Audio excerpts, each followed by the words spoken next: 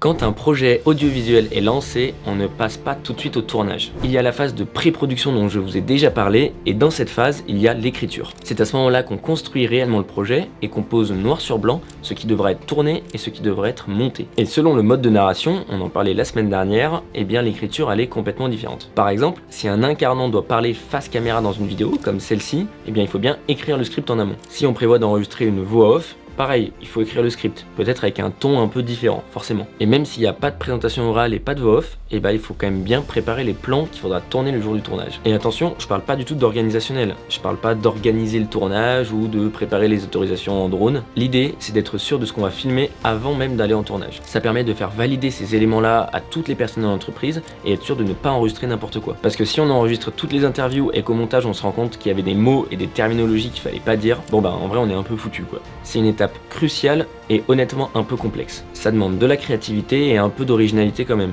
Il existe des techniques pour simplifier cette étape, mais globalement il n'y a rien de magique. Il faut se poser, brainstormer, échanger, valider, annuler, refaire, réfléchir, etc. Mais en gros, vous l'aurez compris, il faut certainement pas bâcler cette étape-là parce que en vrai, c'est l'une des plus importantes. Bon après, à chaque fois que je fais une vidéo, je dis que c'est la chose la plus importante. Mais bon, en réalité, il n'y a que des choses importantes, c'est pour ça. Si vous avez des questions sur l'écriture d'un projet, comment ça se passe en termes de workflow, eh ben n'hésitez pas à me les poser en commentaire. Comme d'habitude, je me ferai un plaisir d'y répondre. Ciao!